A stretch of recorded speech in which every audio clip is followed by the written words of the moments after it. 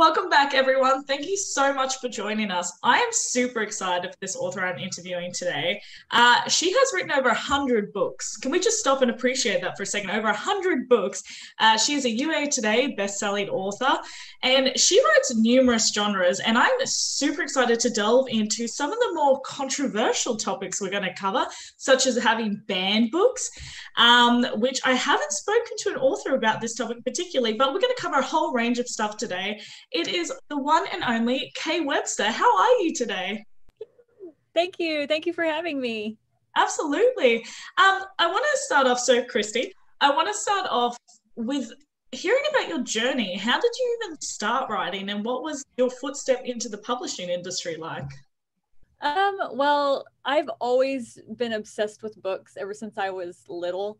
And I always thought, wouldn't it be cool to write a book? But you back in the 80s and 90s, every time you would watch a movie or a TV show, they made it seem so impossible. They had, to write on their little typewriter, and there was always crumpling paper and throwing it. And they would finally finish it and put it in this big giant envelope and then try to send it to all these people. And it was just like a big deal. And I was like, that is too much work for me. Like, I can't, that is just too much. And so I always had stories in my brain, but I just didn't know what to do with them. And then one day I had this friend tell me that she was writing a book.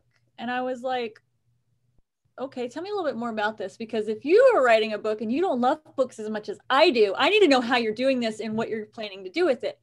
And then she had basically gotten in the book world and knew about self-publishing. So I just picked her brain, and by the time we had gone to a book signing, and by the time we got back from our trip, I just jumped right on a Word document. I started writing, and 10 days later I had a book. And so years later, she never even finished writing her book, but like, she got me into it, and then I just went from there. So Wow. So what year was it that you started writing, and what year did you publish? December of 2013 was when I started my very first story, and then I published my very first book in February of 2014. Amazing. And that was indie published? Mm-hmm. How did you find it? The process? Well, it was intimidating at first, but I, met some other book friends, and I met some authors, and I just started asking questions. So basically anything that I didn't know, I would just ask someone. So that's amazing. And now we're 100 books later. What, out of curiosity, actually, what are your word counts roughly per book? It varies. I have them all different ones. And, I don't like super duper long books because I get bored. But I have some that are, over 100,000 words, just a little over that or a little under that. I'd say my sweet spot that I like to write in is about 70 to 80,000 words. That's the part, that's what I like. But then I write a lot of like short, like novellas and stuff, anywhere from 20 to 40,000. I like writing those. And then I have some like short stories that I even write that are just, I don't know, I find those challenging and fun to do. And sometimes if it's like on Wattpad, they'll have like these little contests, and they'll say, can you write a story in 500 words or less about XYZ? And so I just, try for stuff like that. So you still use Wattpad? Yeah. That's awesome, because I hear like a lot of people start off on Wattpad and then they publish and then they sort of leave Wattpad behind. So that's awesome that you're still on there. Well, it's more of, for me, it was like an opposite thing. So whenever I started on Wattpad, it was more of just a reading thing. And then I kind of stopped reading so much on there. But then about, I don't know, a few months ago, I decided I was going to start writing on Wattpad, like actually writing stories. And so I've been writing a story. It's dystopian teen, and it's really been cool. There's like a whole like new whole area of readers over there that are just so eager and enthusiastic, and they're always commenting and can't wait for the next chapter, so they kind of keep you motivated. So it's fun for me. That's awesome. And that's a lot, having roughly about 70K per book. That's still a sizable book. How many books are you publishing a year? It depends. Like, just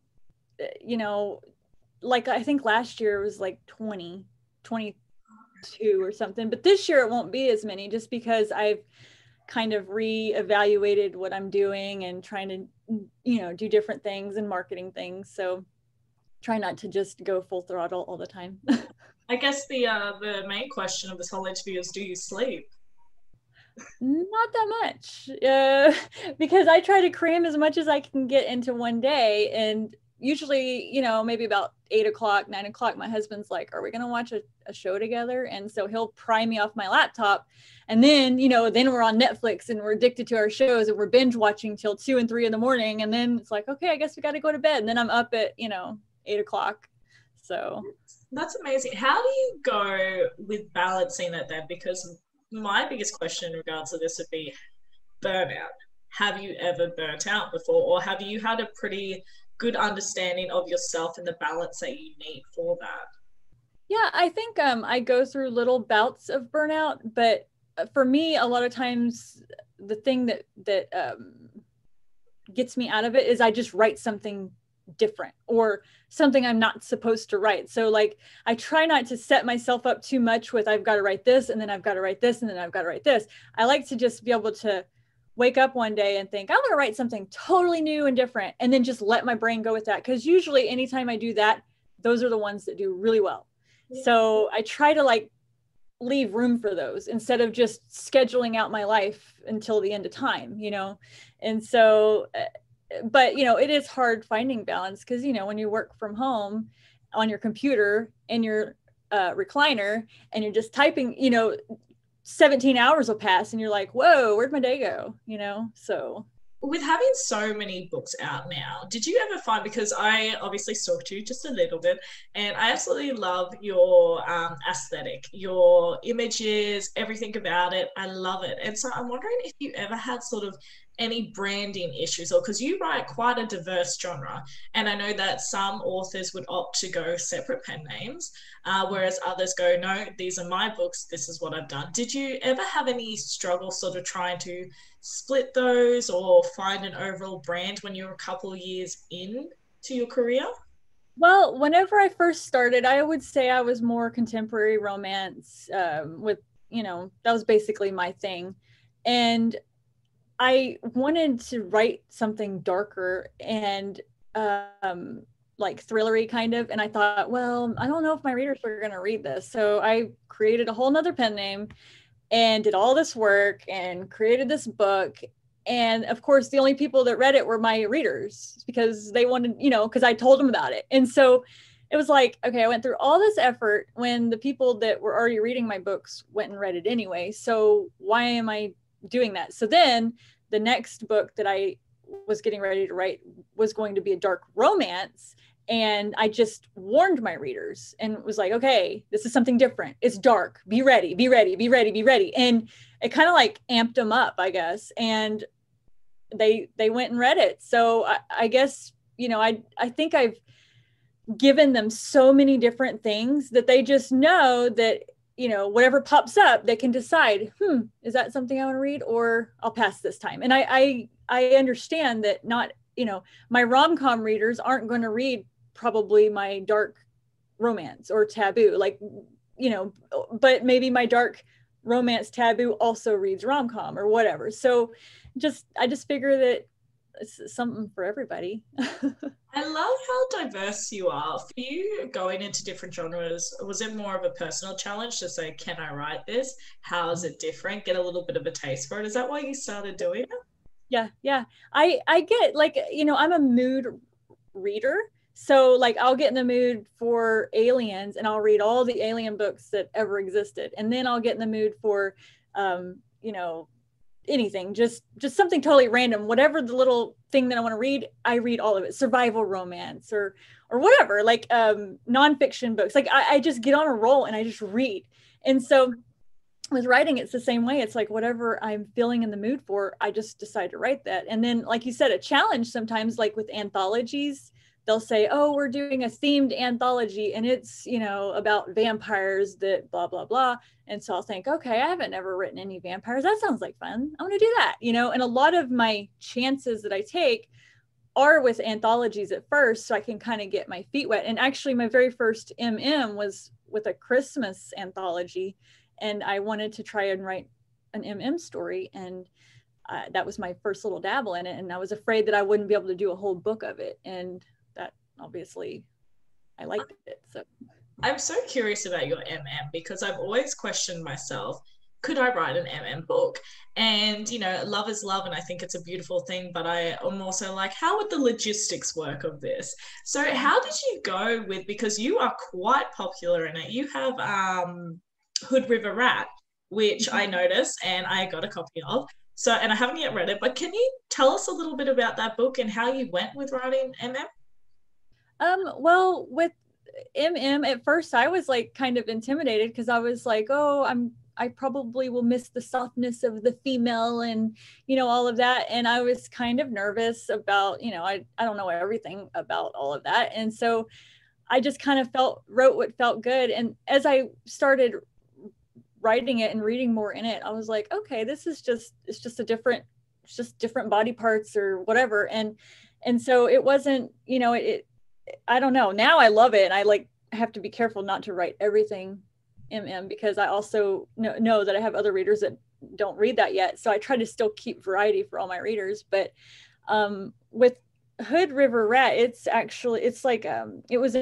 started out as a story in an anthology, and it was bully themed, and I hadn't written anything really that was bully themed. So that was another one of those things where I was like, oh, I want to try this and see if I can do it, you know. And then it became a whole series after that. So wow, have you ever co-written, out of curiosity?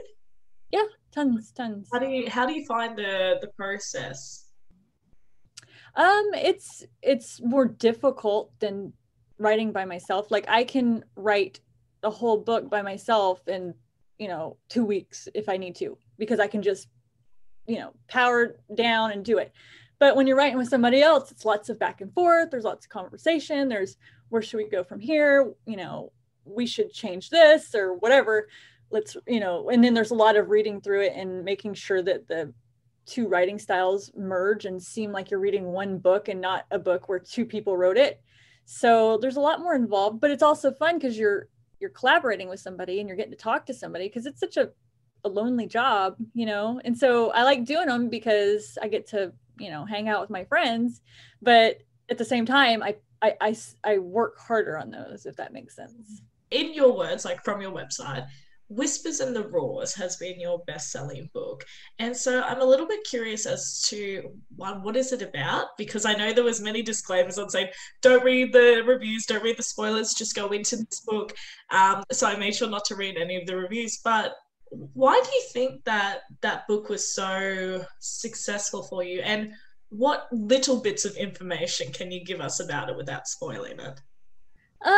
I think it's because it's one of those books where it's written in such a way that you think you understand every little aspect, and it's a little like, what's happening? This is a little bit confusing, but you reach a certain point, and then every little mundane thing that you thought was just a useless detail, suddenly every single little tiny detail snaps together and it all makes sense. And then you're like, whoa, like, and you know, I've had people that have stopped right there and started the book over again and read every little thing to find all the little Easter eggs, because they didn't realize that at the time when they were reading it, that these little tiny things were so crucial to the way it all came together. And so it's just so many little threads, and so much research had to go into it, because there's a lot of psychological things and stuff. And so it's just a really, I think it's just kind of like a mind-blowing book. Like, you know, I'm one of those people, when I read, I try to figure out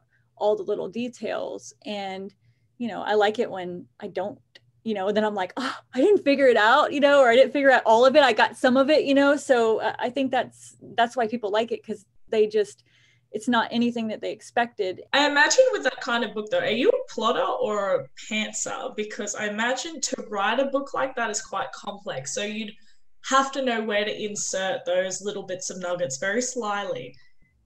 How do you write? I really am very much so a pantser. Just because, you know, I mentally plot, you know, I have an idea of where the story is, but if I plot too much, I lose interest for the story because I feel like I have to do it this way. You know, it's like a psychology thing. Like if I'm free to do whatever I want, I'm more excited to write, and I just let it go where it needs to go. And I just give the characters the freedom, and we just go wherever we need to go. And I have like certain, you know, highlights, like this thing needs to happen and this thing needs to happen, but I keep it very like open through the whole process so that if things need to change, they can. Whereas there's a few books that I have that I've plotted pretty, you know, intensely. And then when I get to that part, I'll think, well, I don't really like this, you know, I don't like how it's going. And I just sit there and I just agonize over it. And then finally it's like, I don't have to do this. Just because I wrote it down doesn't mean I have to do this. So then it's like, you know, but it's like, I don't know, whenever I plot too much, it just takes the fun out of it, I guess. I completely, it's, as you say, that's a very similar style to what I write. So I'm like, I know what you're saying. I get it. What would you say? So 100 books is a massive feat. What would you say your most surprising thing has been to learn within this industry? Gosh, that's a really good question. You know, I think one of the things, you know, and this kind of, you'll probably circle back around to it if you want to talk about the wild later, but I think the most surprising thing to me is that no matter what happens, I guess, good or bad,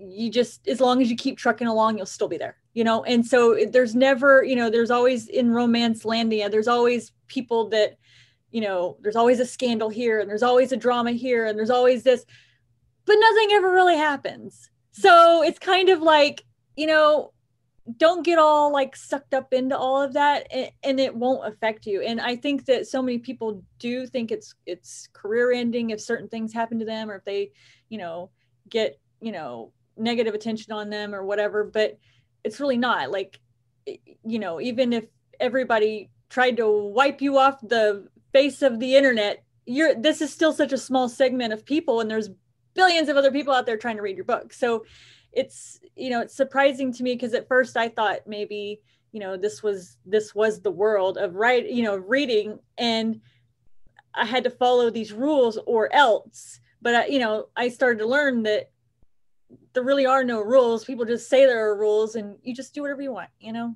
So I think that kind of is surprising. And so many people were so worried about what other people were going to think and say that it kind of like hinders them. And whereas I just don't care. Like, I just figure I'll do my thing and I'll be a good person and it'll all work out. And I think too, like, and we discuss this so many times on this channel, actually, is finding your tribe, the right people for you, the people that you genuinely connect with and support you 100%. And if particular things are happening or things are being said and you don't like that, then they're not your people. You know, you choose to be who you hang around and who you are lifted by. So just make sure you choose the right kind of people. Exactly. When did your career start building momentum? Or was it sort of straight off when you published book one, you were surprised by immediate effect, or it was a slow snowball build and then it boomed? It's always been a slow build. And, you know, I always say that I'm building a foundation. So I want it to be really, really solid at the bottom. And so it's taken me a long time to build this really solid foundation. And then eventually I'll, you know, reach the stars, but because I don't want to topple over when I get up there, you know, I want it to be solid. And so I think that's just how, you know, it's been. And, you know, I don't even remember where I was going with that. I got really excited about the tower. I love the visual, yeah. yeah. I'm like thinking about this, but yeah, I mean, that's just how, I don't even remember what I was saying. You're talking about how it's always a like a slow progress. Yeah. Sorry. So yeah, whenever I started, it was slow, but it was surprising, my husband was like, wow, you're making money off this? And I'm like, yeah. And he's like, okay, great hobby. You make your money back, and I'm like, yeah. And then I would say when I started taking chances with my writing is when I started like getting like, people to notice me. And it was like around that time when I decided to jump into the darkness is when I started getting new readers and, making more money and getting more notoriety or whatever. And so it seems like any time that I've taken those risks, they've always paid off. That's awesome. So note, everyone, always take the risk because you never know. And if not, you always have a backlist of books anyway. So just go on to the next one. Yeah. While you were doing this, though, were you throwing in marketing as well? Or is that only a recent concept, or are you no marketing? I am the world's worst marketer. I'm just going to throw that out there. That is, and it's really funny because like my college education is, business, finance, like business stuff. I should know this. Like I learned it all in school, but I prefer the fun part, which is the writing and making graphics and doing all that stuff. And so for, it's been a while since I've been publishing, or since I published my first book. And I do basically the bare minimum. I get a, blog tour set up and, I'll put it on my website, and I used to just throw out whatever newsletter. And it wasn't until really this year that I sat down with myself and was like, okay, you are working way too hard for no reason. You're working too hard in the wrong areas. So, this is your business. And if you want it to succeed, then you need to start putting the time and energy in these other areas that you're really weak at. And so for me, it was like denial, like, well, I'll just write lots of books and publish them. That's my marketing plan. Just stay in front of everybody. But that kills you after a while because it's just so intense. And like you said, you get burnout. It's hard. You can't ever take any days off. It's just stressful. And so it's like, okay, something's got to give. I need to really think about this. So I've been spending months like taking classes and reading all these books and just really trying to dig deep and pick people's brains to really learn like all the different things that I'm not doing, which is a lot.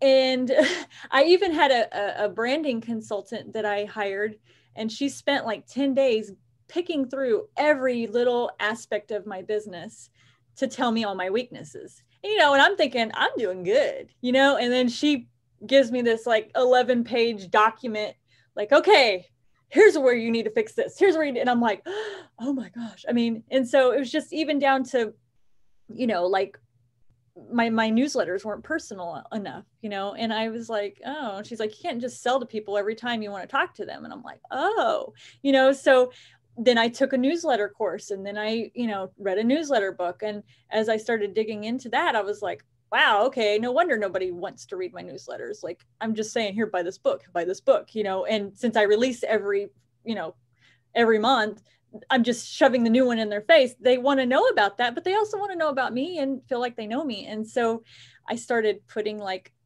pictures and little stories and things inside of my newsletter. And I've had people reply back, I really like your newsletters now. And I'm like, all I had to do is just put a little more effort. That's so ironic because I was actually going to comment on how much I love your newsletters because I have subscribed, and I love your newsletters so much, and it is very personal, and I love what you have set up, especially and I think this is too, a lot of us oversight the personal touches. For example, as soon as I subscribed to you, I got 2 different emails. One was who you were. You go onto K Webster, you'll be like, but you can call me Kristi, which is so personal and so important as well. A little bit about you. And then the second one was offering me a free book. Hello, yes, please. And I think a lot of people are so intimidated because they don't even know how to set that up. So I think it's very clever that you've done it. And another thing that sort of scares people a little bit is that the time that has to be invested into doing it. I think a lot of people think, oh, when I have more money, I'll pay somebody to do it. But sometimes you do have to do that groundwork yourself. I am surprised, though, that you haven't got a delegated team. It's all you. Yeah. Well, I have somebody that would help me in the past because I didn't know anything about newsletters. And that was one of those things where I didn't want to learn. I didn't think I needed to learn. And that was one of my weak areas. And the person who did mine, she was pregnant and she was about to give birth. And so about the time I started learning about newsletters was about the time she was, just could barely work. And so I thought, this is a great time. I can stop, being a little wimp and really learn about this stuff and then take over this. And, so it's not on her and it'll give me good practice. And, I actually have fun doing it because you're creating content, you're writing stuff. So, it's fun and I love graphics and I love pulling in things. And, I like the whole, you can track where the hyperlinks go and who looks at what. And I really like looking at the analytics of that. And so it's fun for me because it's like, I can create this and I can see what everybody looks at. And then I can think, okay, well, they clicked a lot of this, so I'm gonna make sure I have some of that in the next one, And so, it's just kind of fun to me. And I think for it to be personal, it really does need to come from me, even if it does take me a few hours to put together. So what, besides newsletters, what else is something you recently learned that you are now putting more effort towards? Let's see. You're like so much. I know I've learned a lot lately. I actually just read this book called Wide for the Win. And it's a book where it basically picks apart each of the platforms, and, pulling away from just KU and really putting your time and effort into the other platforms like Kobo and Apple and Nook. And it really gave other ideas of not just ebook and paperback, but like all these other variations like hardbacks and large print and just like all these other things that you can be doing, and it was just very fascinating for me and to learn about each of the places and basically just, I needed a little, kick in the butt to tell me what to, okay, I need to go focus on Kobo and really just dig deep. And so like what I did was I ended up buying one of Kobo's reading devices so that I can actually, because I'm a Kindle reader, but how am I going to know this if I don't, so I thought I'm gonna get their device because they had, for writers, they had this really cool thing, Ellipsa or something, and it has like a little stylus pen and you can send your documents to your Kobo device, and then you can like when you're proofing through your manuscript, you can like make notes and do all this stuff, and it's on pre-order, so it's supposed to come at the end of this month, so I'm really excited to use it. But I thought this would be a great opportunity to use it as a writer, but then also use it as a reader too, and learn about it, and that might help me know how to market better on their platform. Yeah, and get more readers. That's awesome. I love this too. Like, we're always learning, we're always growing. And obviously you've made time. You obviously had most of your days fully spent, but you made time to allocate to relearning this and reapplying what you've learned, which is awesome. I want to ask a little bit about the dark, the taboo. I want to delve into this genre because it's something that's always intimidated me from an author perspective, because I never know. I write dark fantasy. I never know where the borderline is that I have to put a disclaimer on the bottom. So I'm curious as to, and for those who are watching who are writing darker, where is that line drawn, do you think? When do you think you have to apply the disclaimer on the blurb that there are, violent or trigger content, things like that? What's your thoughts on that? I feel like it's better to be a little safe than sorry, because there, lots of things can trigger people. I figure if there's any kinds of abuse of any kind, or, basically anything that you kind of know, you have an idea when you're writing, if there's a scene and you think, I don't know, like, I like it, I think it's great, but that might, and you could think of it this way, just think of average, reader, and think, okay, if they're not used to this kind of thing, would this upset them? But maybe they watch it on TV, so maybe they don't, maybe it doesn't upset. And so you just kind of have to, just think about it. And if, you know, and your beta readers and stuff are really good for this. They kind of, you get their feedback. And if they're like, whoa, wow, that scene really, you know, you kind of get a feel for what they're saying. And then, you know, and then I just keep the trigger warnings and the, you know, that sort of thing kind of just vague, but like, you know, this has extreme sexual violence that might trigger you, or this has some abuse that might trigger you, or, you know, I just kind of keep it plain like that. And I think, you know, I feel like I go back and forth on that. Sometimes I'm like, well, that might be a spoiler. And then I'm like, well, some people need that spoiler, you know? So I figure if I just at least give them a blanket of this is what it, you know, kind of entails, and it's not really spoiling too much. And I'd rather have that on there than someone get really upset because they didn't know, you know. With this, so you started off with contemporary romance, and then we got definitely edgier and darker.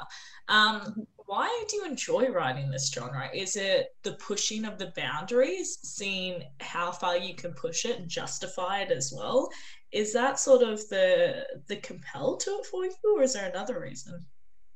Well, you know, I actually only started reading romance a little bit before I started writing romance. But before that, I read all like crime thrillers and horror, and just basically anything that was creepy, weird, spooky, bloody. That's what I read. I loved it all. And then I stumbled across, you know, I think the transition was like the Twilight era where, you know, because I like paranormal too. And so then it was like, oh, there's paranormal and romance, you know, so I kind of transitioned into it from there. But I've always had like I've always liked the darker themes of movies and shows and, you know, books. And so I like that now I can combine two of the things that I like, you know, and have romance too, but still push all those, you know, boundaries. And it's more, for me, I feel like it boils down to that challenge thing again. I like to see if I can convince the reader to like something that they probably shouldn't like. Like, I like live for that. I love it. And so many people, you know, will say, you know, I don't read this kind of romance, but I read yours because, you know, and it's like, I've built like this trust where they know that no matter what I write, they're going to go read it, even if it's not something that they're used to or, you know, familiar with, because they know that I'm going to make them like it, probably. It's so rewarding as a writer, isn't it, too? Like, job well done. Yeah. So there was one thing on your bio that I couldn't walk past, and it's right at the end when you're not reading, when you're not drinking coffee, you're researching aliens. Pray tell me more. Well, okay. I'm obsessed with aliens, totally obsessed with them. Like, I think it's because I grew up in the Houston area in Texas, and we're near NASA, and my grandmother worked at NASA. And so there was always like space things that we were, you know, learning about. And, you know, it was always, everything was space related. And so from a young age, I was obsessed with space, and every space movie ever created, I've probably watched it. Every space show I've probably watched. Like, you know, most husband and wives, they probably watch rom-coms and stuff. No, we have to watch all the space movies. Like, I forced my husband to watch them all, and I just love them. I love how like eerie and just bizarre, and like, we don't know, like, there's so many questions, and I want to know all the answers, and I'll never know them. And so it's just a constant, like, it continually interests me. And so I don't know. I just love the idea of aliens, even though it's scary too, if you think about it, but it's fascinating. And, you know, I'm one of those people that I will watch conspiracy theory documents about aliens, documentaries, and just all kinds of stuff. I'm just so fascinated by it. So have you written any sci-fi? I do have an alien series. Yes. Okay. It's very interesting because a lot of people who are so passionate and so curious about that usually really just focus only on sci-fi. That's awesome. Mm-hmm. Yeah. I mean, I love it. And I read it like all the alien books that there are. I've probably read both romance and not romance, you know. Have you read, this is a side note, but I recently came across and heard everyone's going crazy for, is it Ruby Dixon? Yes, I've read all of her Ice Planet Barbarian books. Yes. So they're good? Really good. Yes, I loved them. And that was one of those things where someone was like, "Oh, you need to read this." And I was like, "Well, I guess I'll give it a shot." And I read it and I was hooked. And and she's in Kindle Unlimited, or she was at the time. And I don't have Kindle Unlimited. I sat there and bought every single book. And they were like, full price. Like, and I didn't care. I wanted them all. And to the point, like, she doesn't even do signed paperbacks because I don't know why. But my friend like stalked her out and like begged her for my birthday one year, and I got a signed paperback, and I was so happy. So that's awesome. So speaking of like dark, there is a question I have for you, because you have banned books from Amazon. So I want to know whether you were already aware that it wasn't appropriate for Amazon, or if you'd uploaded it and then they banned it afterwards and it was a huge shock for you and you didn't know what to do and how would this affect your career, or you just knew and so you're like, that's okay, I can sell this in a different way. No, it was more like, I didn't really expect that, so whenever for instance, I was on a kick, one of my, mood reading things, and I had read like Under Mr. Nolan's Bed, and I got like on this kick where I wanted this really juicy taboo stuff, but with a story, very emotional and like compelling, and so much of the taboo stuff out there is just shock factor, sexual stuff. And I'm like, yeah, I like that part of it, but I also want like the emotions and the, really good writing. And it was just hard to find. And I thought, I was looking for a book similar to that one. I couldn't find any. And so finally I was like, I'm just going to write me something. And so I wrote The Wild, and my friend read it and she was like, oh, I love it. It's so good. But she loves taboo too. And so, I mean, it was just like too like, la da da, like, we don't know what's going to happen. And I should have like had an idea, because my betas were like, wow, that was a really good story, but wow. And I was like, oh, right. Just totally. And it was on pre-order, and, I felt like I didn't really get that it was a bad idea. And then it before it even went live, it just like blew up, and it was like this big controversy and all this stuff, because basically the bloggers had gotten it, and it basically started this talk way before the release date, like a few days. And so in that in that interim, people were trying to pre-order it that wanted to read it, and the other people that realized what it was about, I guess, tried to return it. And it was just like this big old chaos thing, and lots of, people yelling and all this. And then it went live. Well, it had gotten banned before it went live, but since it was locked in pre-order, they had to push through those sales. They had to push through the pre-order first and then push the ban. They couldn't put both. I don't know, Amazon is like antiquated, but they couldn't put both things. You know how they are. They're just one thing at a time. And so since it was in pre-order, it had to push through that before they could add the blocked status on it.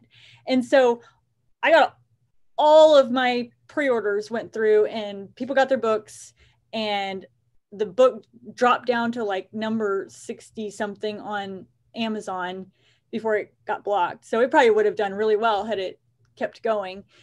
And then it was just like a struggle to, well, let me try to put it here, banned. Let me try to put it here, banned. And people were like reporting it to the paperback printer, and then they were banning it. And it was really stressful. And in the meantime of all of that, I was talking to my website person, and she was getting it set up on my website, and, it was like a last ditch thing. And so it was very stressful. Like, it was not a planned thing. I would not put that stress on myself ever. And, but it's not that I won't ever write books like that again. I just will do a better job of putting them out there. And now I don't take any chances, really. If I think that Amazon's going to have a problem with it, then I just don't put it out there. I put it out on my website and I tell people this is not Amazon safe. Yeah.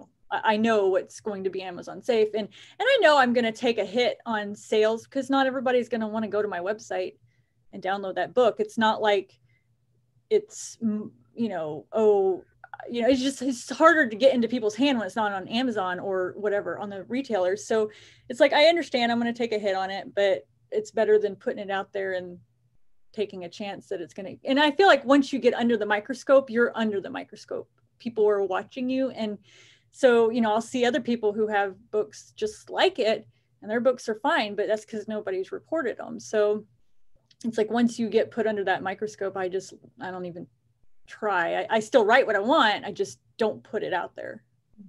I love that you have persevered through this too, because that I was very curious about the story of your first banned book, and it kind of sounded a little bit like I thought it might go, except for that getting down to like 60 something on Amazon's amazing, first of all, but that would have been extremely stressful, and a lot of people really would have let that throw them out for a while. So it's amazing that you persevered through that. And also you're like, I know exactly where I need to go. I need to go on my website, and now your readers know where to go for that. So it's quite clever at the same time. I do want to ask you about the first time. So you have hit the USA Today bestselling list multiple times. What was the first time like for you? What book was it? When did it happen? And how did you celebrate? Well, it was with this anthology called Drawn to Him, and it had, I'm trying to think, Willow Winters was in it. I can't even remember. It's been so long, but it was one of my books in my Taboo Treats series, and they're like the safe taboo stories. But it was good, I think, because since that taboo, I think there's about like 13 novella stories in this taboo treat world. And so it's like, once that book got out into like a lot of hands, it was like that whole series just kickstarted and just shot up, and the sales for that series just went way, way high. So it's, that was like the first, jump over into it. And then since then it's been other, projects, that kind of thing. And then most recently, I was pretty sure that Whispers was going to hit it because I was looking at my sales, and it had done so well from this TikTok video. But then it didn't. But I think it was just the timing, because the numbers were there on my end. So it must have been like, how they report them from like Monday to Sunday or whatever. I think it was just like off, like I shifted off a little bit, but it was so close, and I was like, oh my God. But that one definitely was shocking to me, because it was like the most successful book moment that I'd ever had, and it didn't make it. So I think it just boils down sometimes to the, I think E.L. James was releasing that week or something. So I think I had a competition, big competition, but still it was really, really just, I don't know, it was really exciting. So yeah. You just mentioned TikTok. Yeah. So you have TikTok, fabulous. How do you find that? Because I think it was only the start of this year I decided to sign up, and I was grumbling like an old man because I was like, TikTok, I'm not signing up to TikTok. And I think it's a story as old as time for most authors, because they're like, I don't want to hop on another social media. There's no point to this. And then, of course, I hopped on, and then I realized its value and how big the book talk world was in there. How do you go with creating content for TikTok and not spending 12 hours a day on it? Well, my friend Misty, she loves TikTok, and she will sit there and scroll through it. She's very, she loves watching the little videos and everything. And I have never been one to like to watch videos personally. Like, I guess I don't have the attention span for it. And so I like, that's why I like Instagram, because I like pictures. I like to see, and they're quick, and so with TikTok, I was like, I don't know how I'm gonna do this, because I'm gonna have to watch everybody dance, that's not my thing, and so, but she was like, you need to get on TikTok. And so I said, fine. And so my videos are kind of special. They're just mostly book stuff where I'm like, look at this pretty cover, and none of my TikToks ever take off, obviously, because they're not that amazing. But it was a blogger or a reader who had posted a review about a book, and it like went viral. So it just, I mean, I was very thankful that she posted that, because it wouldn't have ever done anything on mine. That's amazing. Okay, so I want to, you just mentioned Misty, which reminded me of another question that I had. Congratulations. Last month, you stepped out to your own podcast, Open Book Besties, I believe it is. How are you finding that? Why did you want to hop on podcasts, and how are you finding it? Well, I had actually been researching podcasts for like 2 years, because, I could see where the value was in them, in getting, just another avenue of getting to readers, new people that may not know you, and that get their information in different ways, but I didn't have the tech savviness to do it. And so I was always like one of those things that I wanted to do, but I didn't feel totally comfortable doing it. And then me and Misty, she's my best friend. And anytime that she would, like come over here, like to visit, or we would get in our groups or whatever, and we would go live, and the readers just really responded to that. They just thought, y'all have good chemistry, and, you've got good jokes and whatever. And so I guess her husband or something must have watched us on a live video or something. And he told her, he's like, you guys are really funny. You guys should do a podcast. And she was like, ha ha, can you imagine me and Kristi trying to put this together? And he said, if you guys just record yourselves talking, I will do the back end. And I was like, okay. And so, I'm the graphics lady. So I've made some graphics, and Misty kind of. Yeah, I do the graphics. I was going to ask you who does them, because I love them. Sorry, continue. Yeah. No, you're fine. And so I said, well, I'll do the graphics. You come up with the little synopsises for each podcast episode, and we'll give your husband the video, and or the recording, and he can do the magical stuff. And he does, and he gets it out there, and he's got it on all the little platforms, and all we do is get on there and talk. And it's a lot easier than I thought it was going to be, because once she and I get to talking, we talk about all kinds of stuff, just like this. It's just easy to talk. And last time he got onto us, y'all went over an hour, and we were like, so I don't know. It's been fun. And again, if he wasn't there to do that part of it, we wouldn't do it, because we just don't have that brain. He's an IT guy like my husband. And so they've got that brain, that techie brain to make it all work. But me and Misty are like, we can just talk. And just to confirm too, Misty Walker as well. She's an author, I believe, too.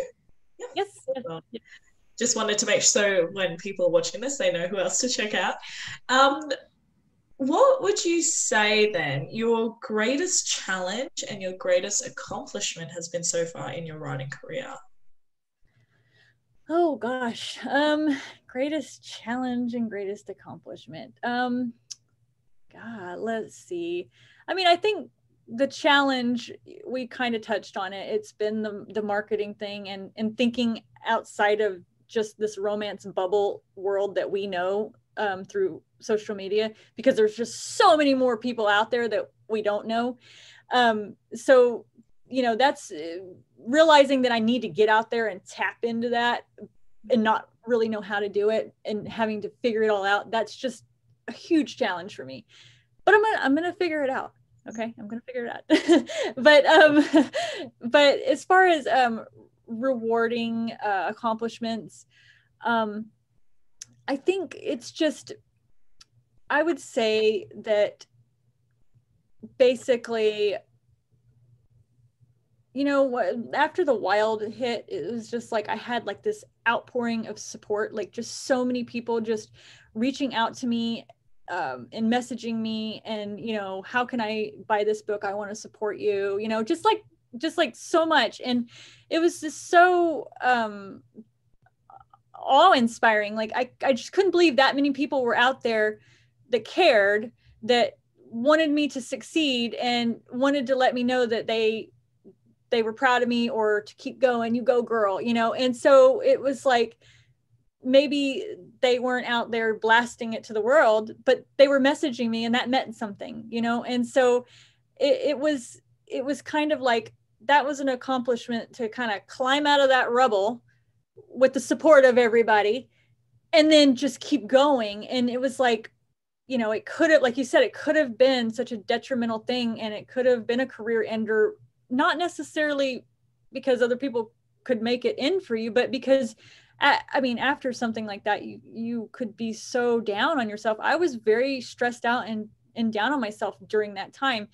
And had I not had like great support with friends and readers and my family, it probably would have ended differently, you know? And so I feel like that's a huge accomplishment. Like I felt like everything exploded, and then I put it all back together and it was fine. So, I mean, and that was just a collaboration of everybody, like family and readers and everybody. So that's beautiful. I love that. What has been your most memorable reader interaction moment?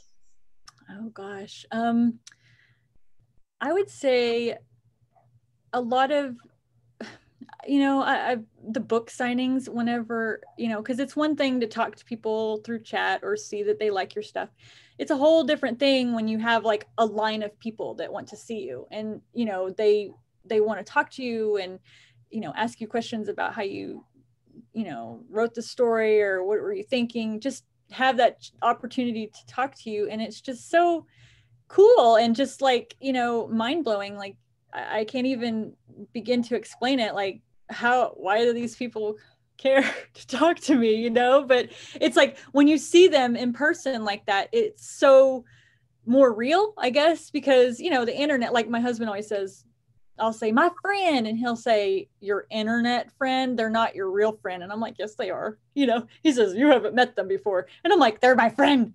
And so, one of our ongoing jokes is the book signing. I'm like, now they're my friend, you know, because he likes to give you a hard time, but it's like, it's cool because you kind of just like see it in the flesh. Like, yeah, I wrote these books and people like them and they want to tell me and they're right here, you know. It's just, it's not just my mom. It is like just more so the visual, because, you know, yes, you make a ebook sale and you're just like, cool, somebody bought it and reading it, cool. But when you see somebody physically come up and say, thank you, I can't wait to read this book, it's so much more in your face. You know, you remember that there's actually somebody behind the screen.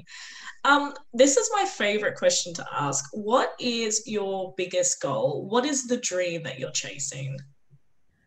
My goal is to be successful enough that my husband doesn't have to work, because he's got some back problems, and I would love to, you know, when I was raising the kids and staying at home, he was working his butt off. So I feel like now it's time to let him relax. And I would absolutely love to have one of my shows on TV or, you know, something like that. And I just feel like in this day and age, it's possible.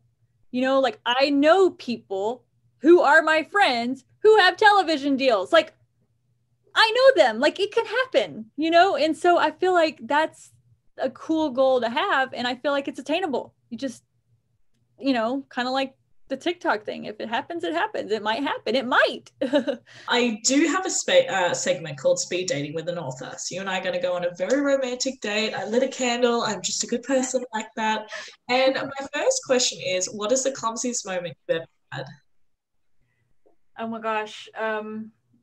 I fell down the stairs and I had my hands full and with like cups and stuff, and I didn't want to drop them. So when I started sliding down the stairs, and so I didn't make a mess, I landed on my butt really hard and I broke my tailbone. And and it hurt so bad. And this was like a few days before I was going to a book signing in Las Vegas as a reader. But I had to carry my little donut pillow around everywhere. You know how embarrassing that was? All over Las Vegas. I had to carry this little donut pillow around. It was so embarrassing and painful. Wow. But you're okay now? Everything's okay? Yeah. What are the 3 words that best describe you? Quirky, I think. Stubborn. Maybe friendly. I mean, those are, I guess, They're good ones. They're good quality. What song best describes you? I saw this question and I thought, how am I ever going? This is like trying to choose your favorite, I don't know. I don't have a certain song. I have like a certain, like I love 9 Inch Nails. I could listen to all of 9 Inch Nails, every album, every song. It gets me, like, that's my vibe. That's me, that dark, just, I just love it. It, like, not any particular song, but their whole vibe, that's me, so I don't know, that would be my choice, I guess. Go with 9 Inch Nails then. Nails. What's your life motto? Oh gosh, what is my life motto? Well, I'm looking at my sign that says work hard, be nice, so maybe that's it. Oh, that's such a good sign. It's right above my desk. Did you buy that or make that? I bought it from Society 6. Oh. And what is a unique talent or skill set that you have that not many people know about?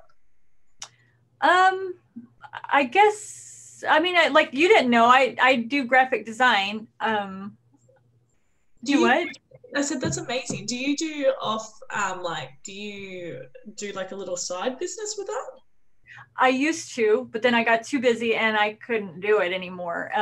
I still occasionally will design, like my friend Misty, I'll make her covers for her, or my friend Jessica, just, because they're my friend. But for the most part, I just get in there. I love Photoshop. I will make all kinds of graphics, and I've been playing in Photoshop long before I was writing books. So, because I used to like to make invitations for my kids' birthday parties and, custom little cupcake things and, all this stuff. And so I've always just been obsessed with, doing that kind of stuff. So. Do you do your own covers? Mm-hmm. Who are you? There's some like with if it's through a publisher or something, they got to do them.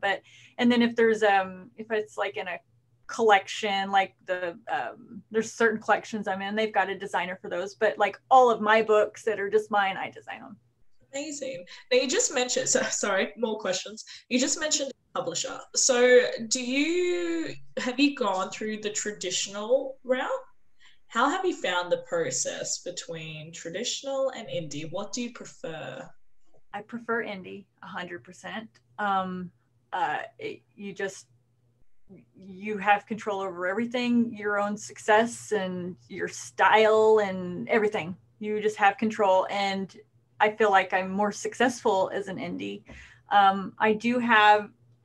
Now recently I have gone with a publisher who's in the romance world that's not a big publisher, and I've really enjoyed that because it's like working with another author who knows our business, and that's fun. Great covers, great flexibility, like loved all of that. But like with the big publishers where you're just another number, another name, they don't really listen to you, even if you have good ideas, it's kind of like and so I just don't, it's good to have your variety going. And I feel like anybody that gets those opportunities, you should take them and do it. But I don't really think you should be like, I'm going to go be traditional and that's what I'm going to do. I feel like you should be a hybrid and try that if that opportunity arises. But you can really do well for yourself if you just keep, putting in your time and effort into self-publishing. I think it has like a negative, or it's always had like a negative thing, like, oh, that's just the crap work that goes out there. But it's not. People, I don't have to prove myself. Like, I get paid. Like, it's, the proof is in the pudding. Exactly. And I guess you're a fine example as well of having multiple avenues and opportunities and just trying them. Of course, if something doesn't feel right, don't do it. But yeah, trying different, because the thing is it's not going to be your last book that you write. So right. If you give this book over to traditional publisher, small publisher, whatever it is, you're still going to be writing more. So, and right. You're a fine example of that. Look how successful you are. Right. And we can, you know, how we were talking about Wattpad and how people kind of have moved away from it, but I have been writing in Wattpad. And then have you ever heard of those interactive chat apps that are like stories, but they're interactive? Well, one of them reached out to me because they saw my story on Wattpad and they asked if I wanted to write a story for them. So I have been chatting with them and I wrote my first chapter and gave it to them, and they're like, oh, this is amazing, we love it. And so they put up the first chapter and it went out today, and I was all proud of myself. And it was all from just Wattpad. And you know, and I put my free, Wattpad is a free story, and a lot of people are like, oh, I don't want to put my free story out there. But I feel like if you don't try these things, then these other little things aren't going to pop up and happen. And who knows, maybe this app might do nothing, but maybe it gets me new readers that say, well, this is cool, but I want to go read a full book of hers. I'm going to go over here and look on Amazon or look wherever. And what app is that? Where do we find that chapter? It's called Lure, Lure. Okay.